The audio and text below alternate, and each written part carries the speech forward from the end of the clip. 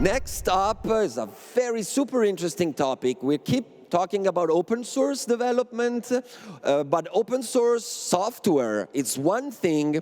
Open source hardware, whoa, that's something completely different and very hard to achieve.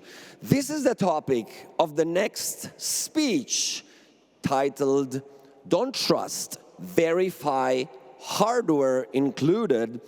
Please welcome my Sicilian friend, John Sirianni.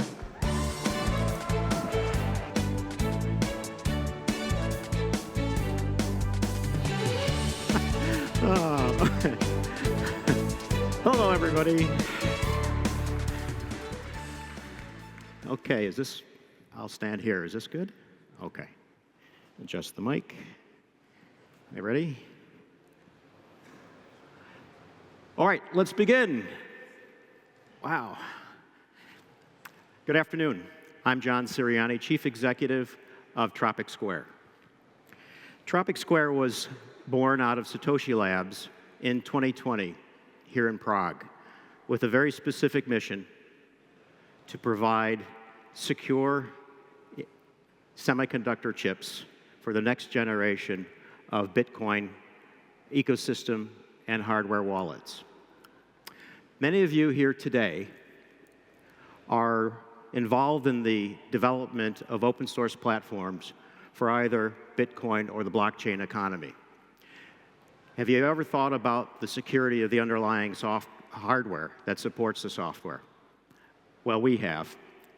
I've been in the semiconductor and cybersecurity business now for quite a long time, and I can tell you that the security of the underlying hardware really does matter. At Tropic Square, we've made a lot of progress in the last few years. So I'd like to share with you today briefly is the genesis story of Tropic Square, where it began and why, our progress to date, and how we intend to protect the hardware that is being used in the next generation of hardware wallets and the blockchain economy. And it works. All right. So the story begins roughly in, well, that's helpful. The story begins basically in 2012 when Slush and Stick were developing the early prototypes of the Trezor wallet, the wallet you know today as Trezor. I think we can all agree that developing a new electronic product from scratch is a monumental undertaking. We would also all agree that a hardware wallet is very specific. What we're looking for in a hardware wallet is to securely create, store, and manage private keys, and to provide freedom of control from outside influences, provide the freedom to transact, both to produce and protect individual sovereignty, and to be secure from attacks, either online or physical attacks. And most importantly, there should be no backdoors. And the inventors of the Trezor wallet were adamant that there should never be any backdoors. Today, the Trezor device is the most secure device on the market. Over the last 12 or so years, rigorous testing, adherence to the open source philosophy, frequent firmware updates, has produced the most secure device available to market, and essentially leads the evolution of security in the hardware wallet space. So any cryptographic handling device needs to be secure in its applications and software and user interfaces, obviously. But the secure software requires secure hardware, and that's what we're going to talk about next. During the development process, quite a few things were learned regarding the availability of chips in the industry at that time, and then also over the last 12 years. The first thing that was learned is that secure elements, which are an essential piece of providing the level of security that are needed for devices that manage cryptography, keys, and private data, secure elements were hackable. They were supposed to be secure, but our team was able to hack those devices with no special equipment. This could lead to, the implication could be that keys could be stolen. And so the lesson learned here was do not trust, but verify. See, the forming's a little off.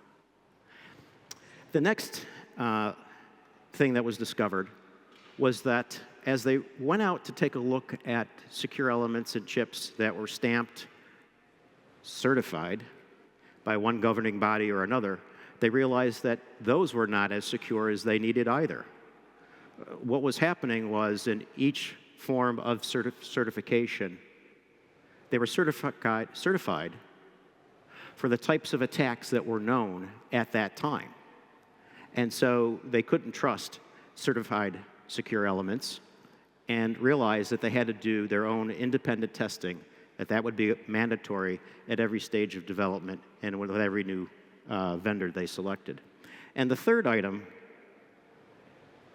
that was learned was that proprietary semiconductor intellectual property, semiconductor companies that have closed IP, which is most of them, aren't able to share the features, what's under the hood, why it works, how it works, documentation. Due to very strong and rigorous non-disclosure agreements, that cannot be shared. All right, that's the business model. Can't argue with that. But what it meant was that when the community discovered that there were problems, the community could not share that information due to the rigorous non-disclosure agreements signed with the chip companies. So the realization there is that closed meant risky. It also meant that the industry was not innovating quick enough. So this was led to a very unhappy case. I guess our formatting's out a little bit. Huh, okay, we'll make do. So the semiconductor industry needed to level up. This was clear. So imagine you're in that situation. You can't provide the type of solution that you'd like to provide. What do you do? Well, in the case of this development team, they came up with some very clever firmware techniques to keep the data secure and searched for more secure devices. At the end of the day, they came to the only logical conclusion that they could come to, which is to start their own semiconductor company. And that's what they did. So Tropic Square was born to develop truly open integrated chips.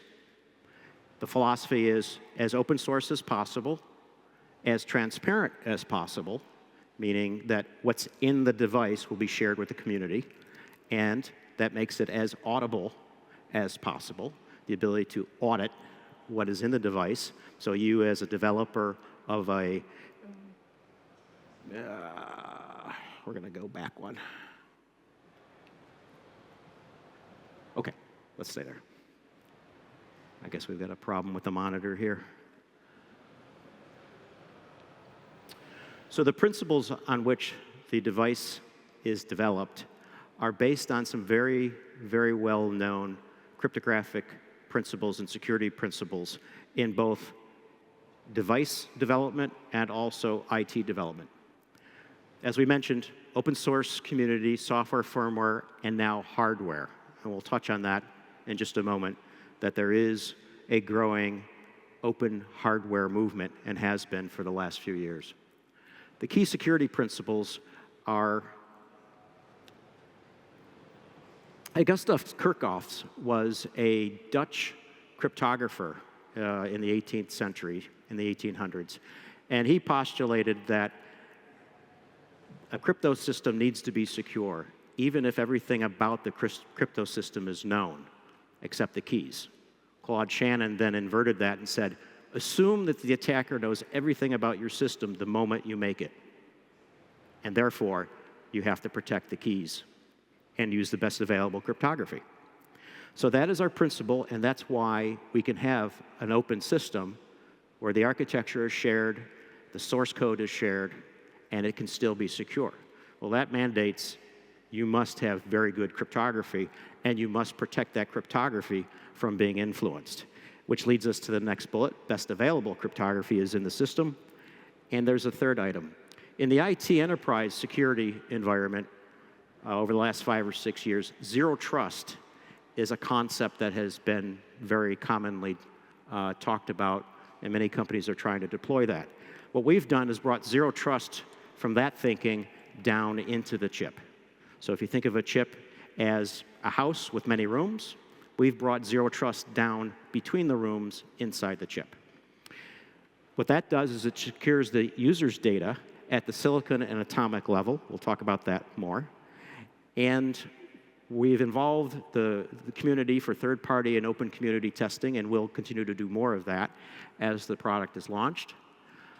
We believe in security through transparency, not security through obscurity.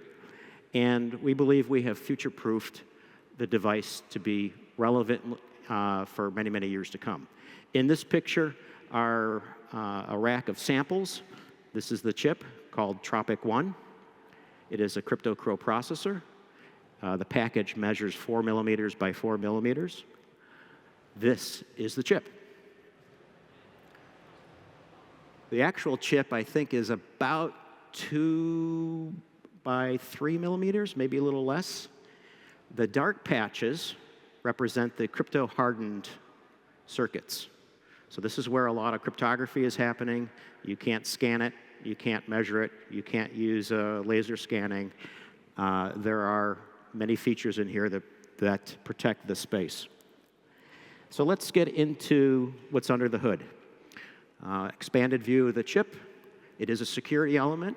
It is considered a cryptographic coprocessor, which means that all of the cryptography, the handling of the keys, is taken away from the MCU or the CPU and done in this chip. It is a RISC-V architecture. RISC-V is the open hardware architecture that has been growing steadily over the last few years and is, quite frankly, taking over at the edge. So device developers are now moving very quickly to the RISC-V architecture. The data path processing in the silicon that processes the user's data is hard encrypted. We've got an alphabet soup with the best cryptography that's optimized for chip-level security, and memory access is authenticated.